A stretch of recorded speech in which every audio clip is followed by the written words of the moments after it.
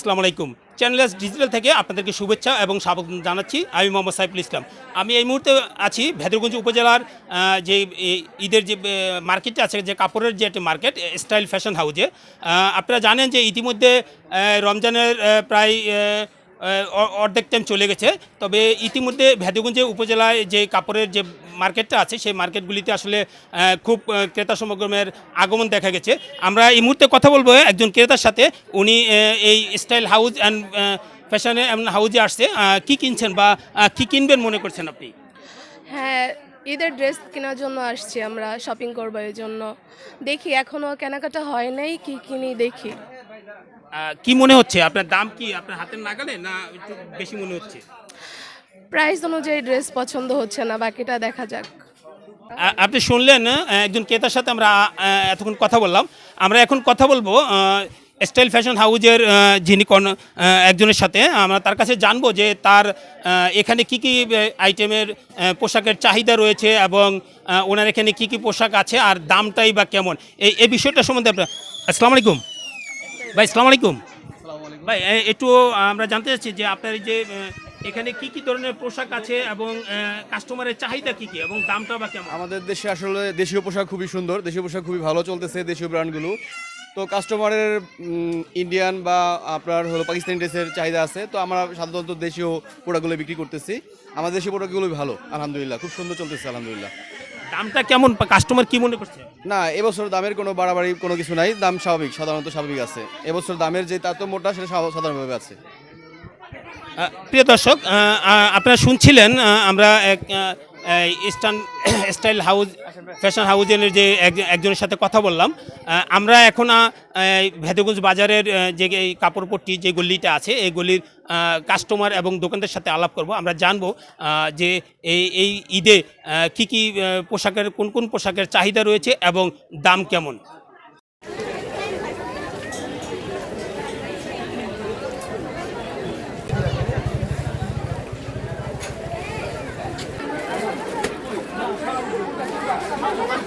আচ্ছা, আমরা যে একটা বাজেট নিয়ে আসি মূলত ওই বাজেটে কিন্তু আমরা কিনতে পারি না। দেন একটা ড্রেস পছন্দ হয় 5,000, কিন্তু ওনাদের কাছে বললে দেখা যায় ওটা 8,000। তো ওখানে তো আমাদের বাজেটের তুলনা অনেক বেশি হয়ে যায়। তো সেক্ষেত্রে দেখা যায় কি করব, বাধ্যতামূলক ওইটা নিতেই হয় যেহেতু পছন্দ হয়ে যায়।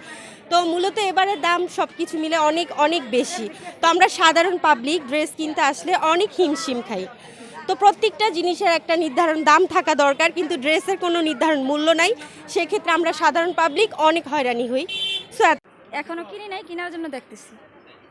রেটটা কেমন মনে হচ্ছে আপনার? রেট তো মোটামুটি তেমন আর কি বেশি না মনে হয়। একটা গেঞ্জি নেওয়ার জন্য, কিন্তু এখন আমি কিনি নাই, আমি এখন চয়েস করতে আছি, আমি কিনবো ইনশাল্লাহ। মোটামুটি ভালোই, সাধ্যের মধ্যেই আছে, মানুষের নেওয়ার সাধ্যের মধ্যেই আছে আর কি, বেশিও না কমও না। তো মনে আলহামদুলিল্লাহ, আল্লাহ যে অবস্থা রাখছে শুকরিয়া আল্লাহ দরবারে।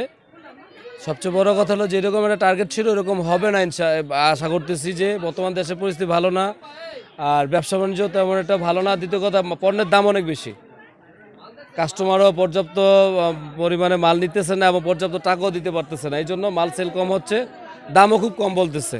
কাস্টমার কাছে টাকা নাই, তাদের বাজেট কম, দেশের পরিস্থিতির কারণে এই আর কি অবস্থা। আমাদের ব্যবসা বাণিজ্য, এক কথা বলতে গেলে ব্যবসা বাণিজ্য তেমন একটা ভালো না, তুলনামূলক আগের চেয়ে অনেক খারাপ।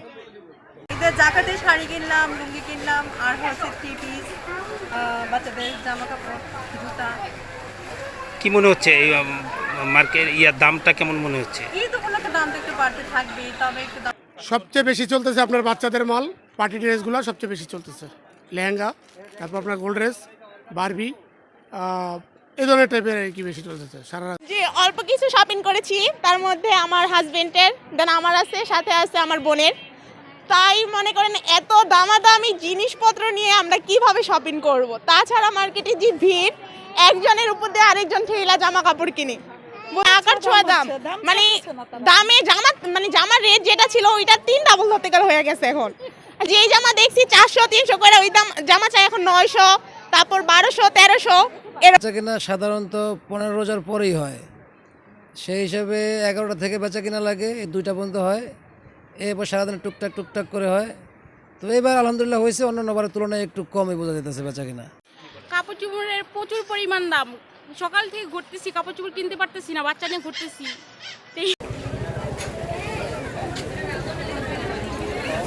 Mohammad Saiful Islam, channel S, Shariatpur.